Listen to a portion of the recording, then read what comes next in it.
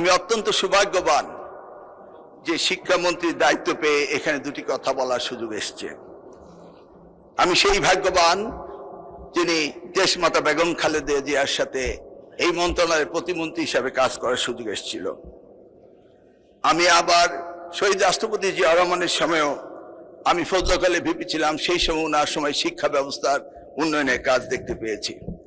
মাননীয় speaker Nelson Mandela বলেছিল, education is the most powerful weapons which can change the whole world. আমরা এটা জানি। আমরা এটাও জানি আফ্রিকার সেই বিশ্ববিদ্যালয়ের সামনে রয়েছে, to destroy a nation does not require any atom bomb or long blasting missile. Only you can lower down the education or bring cheating in the examination that can destroy the education and the country. So আমরা এটাও জানি। আমরা জানি আমাদের মাননীয় প্রধানমন্ত্রী তিনি শিক্ষাকে এত বেশি গুরুত্ব দিচ্ছেন। আজকে এই মন্ত্রণালয় এই সংসদে আসার পূর্বেই একটি টেক্সট পেলাম ওনার অফিস থেকে। সেখানে লেখা রয়েছে, বান্দরবনের দুর্গম ধানচি তিন্দু এলাকায় শিক্ষার আলো জ্বালিয়ে রাখতে এক ব্যতিক্রমধর্মী সংগ্রাম চালিয়ে যাচ্ছেন এক প্রধান শিক্ষক, যার নাম বাং খিয়াং মিল্যাং।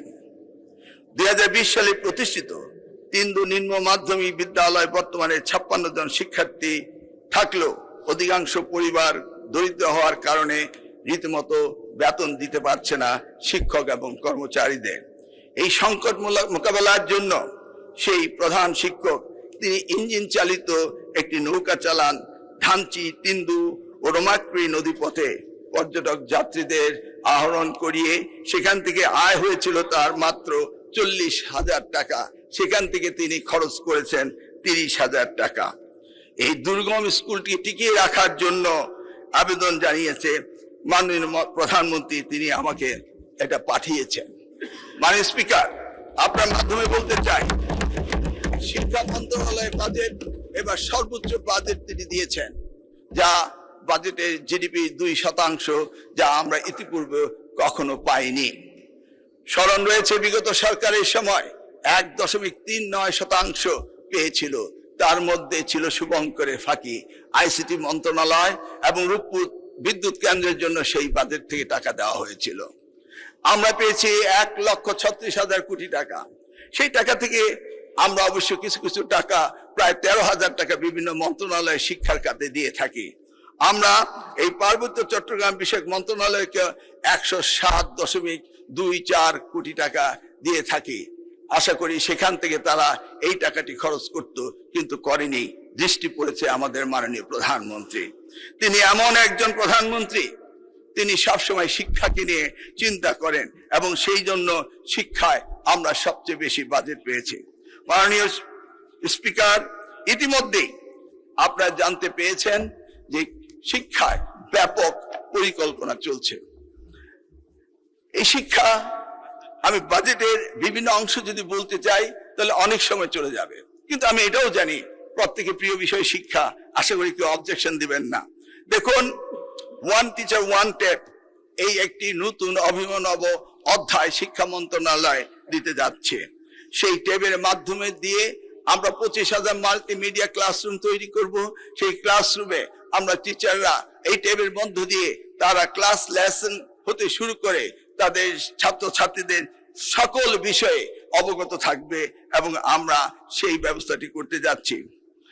লার্নিং উইথ হ্যাপিনেস আমাদের মাননীয় প্রধানমন্ত্রী একটি বিশেষ বিষয়। আমরা দেখেছি শিক্ষার্থীরা শুধু বই খাতা নিয়ে জিপি এ পাস পাওয়ার সেই সোনার হরিণের পিছনে ছুটে বেড়ায়। আমরা সেখান থেকে তাদেরকে লার্নিং উইথ হ্যাপিনেস একটি প্রকল্প আমরা নিয়েছি, যেখানে আমরা 30,000 শিক্ষককে তার আওতায় শিক্ষা প্রশিক্ষণের ব্যবস্থা করছি। মাধ্যমিক উচ্চ শিক্ষা পর্যায়ে আমরা অ্যানাদার 20,000 মাল্টিমিডিয়া ক্লাসরুমের ধারাবাহিকভাবে স্থাপনের পরিকল্পনা নিয়ে কাজ এগিয়ে যাচ্ছে। 50,000 শিক্ষা প্রতিষ্ঠানের সেই জিওগ্রাফিক ইনফরমেশন সিস্টেম ম্যাপিং এর মাধ্যমে সামাজিক ও ভৌগোলিক বৈষম্য নিরসনের জন্য আমরা উদ্যোগ নিয়েছি। 15,000 শিক্ষা প্রতিষ্ঠানে ফ্রি ওয়াইফাই ব্যবস্থা করা হয়েছে। প্রতিটি শিক্ষার্থীকে একটি ইউনিক এডুকেশন আইডি চালু করার ব্যবস্থা আমরা হাতে নিয়েছি।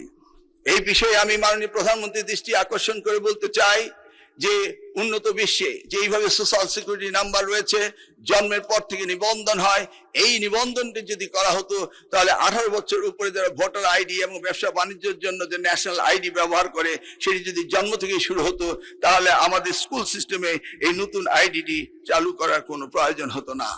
তিনি পরিকল্পনা নিয়েছেন ওয়ান চাইল্ড ওয়ান ট্রি, সারা বাংলাদেশে প্রত্যেকটি শিক্ষার্থীকে একটি করে গাছ বছরে লাগাতে হবে।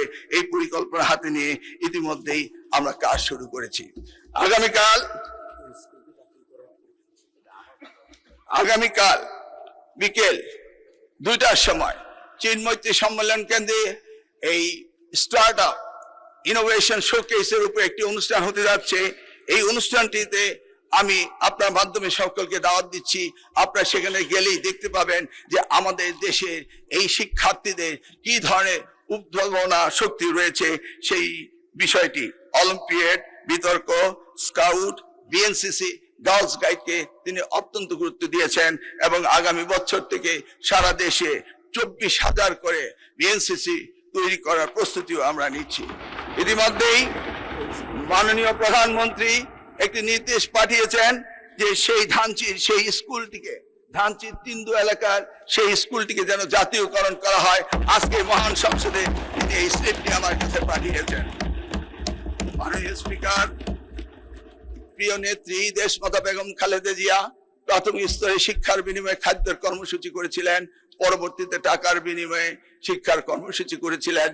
তিনি মাধ্যমিক স্তরে উপবৃত্তি করেছিলেন এবং পরবর্তীতে ইন্টারমিডিয়েট পর্যন্ত তিনি উপবৃত্তির ব্যবস্থা করেছিলেন এবং আবারও বলেছিলেন যদি আমরা আবার দায়িত্ব পাই তাহলে স্নাতক পর্যন্ত আমরা উপবৃত্তির ব্যবস্থা করব। এই ঘোষণাটি ইতিমধ্যেই আমাদের প্রিয় প্রধানমন্ত্রী জনাব তারেক রহমান সেটিও ঘোষণা দিয়েছেন। উচ্চতর শিক্ষার জন্য এই যে তিনি ঘুরে আসলেন, চীন সফর করে আসলেন, আপনারা জানেন সেখানে গিয়েও তিনি শিক্ষার উপরে আমিও সাইন করেছেন এবং সবচেয়ে গুরুত্ব দিয়েছেন তিনি টিবেটে। আমরা জানি আশরাফুল মুতলাকাত সৃষ্টি সেরা জীব আমরা। বাংলাদেশ মানব সম্পদে ভরপুর। এই মানব সম্পদকে কর্মদক্ষ জাতি হিসেবে হিউম্যান ক্যাপিটাল ডেভেলপমেন্টের জন্য, সোশিও ইকোনমিক ডেভেলপমেন্টের জন্য তিনি আজকে কারিগরি শিক্ষাকে সবচেয়ে গুরুত্ব দিয়েছেন এবং একটি এমইউ স্বাক্ষর করে তিনি এসেছেন চীন থেকে। মাননীয় স্পিকার, তিনি সবচেয়ে গুরুত্ব দিয়েছেন প্রাথমিক শিক্ষাকে।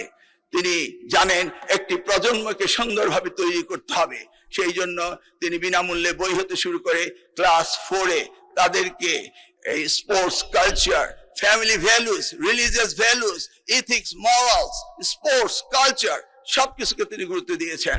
এমনকি ক্লাস 6 থেকে তিনি টিবেট টেকনিক্যাল ভোকেশনাল এডুকেশন এন্ড ট্রেনিংকে সবচেয়ে বেশি গুরুত্ব দিয়েছেন। তিনি বিদ্যালয় কর্তৃক শিক্ষার্থীদের উপ আনুষ্ঠানিক শিক্ষার ব্যবস্থা করেছেন। তিনি একদিন বলছিলেন, আমি যখন ইংল্যান্ডে ছিলাম তখন দেখতাম বাচ্চারা কি সুন্দর ড্রেস পরে তারা স্কুলে আসে যায়। তিনি সেই স্বপ্ন থেকে, সেই ভাবনা থেকে আজকে সারা বাংলাদেশের প্রাথমিক স্কুলের সকল শিক্ষার্থীদের জুতো, মোজো, শার্ট, প্যান্ট, স্কুল ড্রেসের এবং কি কাঁধে তাদের জন্য ব্যাগ থাকে সেই ব্যবস্থা করেছেন। তিনি শিশুদের স্বাস্থ্যের এই দুর্বলতা দেখে তিনি মিড ডে মিলের ব্যবস্থা করছেন। ইনশাআল্লাহ আগামী ফিজিক্যাল ইয়ারে আমরা সারা বাংলাদেশে এই ব্যবস্থাটি আমরা করতে পারবো। মাননীয় স্পিকার, সময় তো শেষ।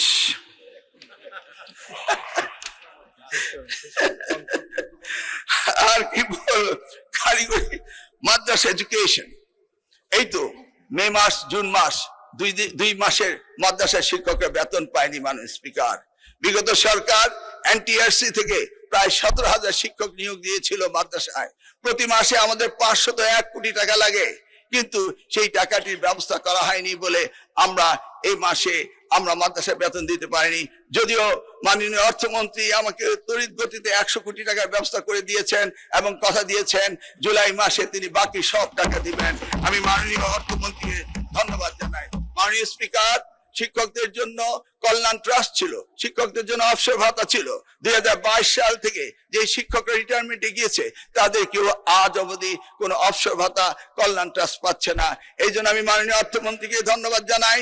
তিনি 2000 অসংখ্য ধন্যবাদ মাননীয় মন্ত্রী।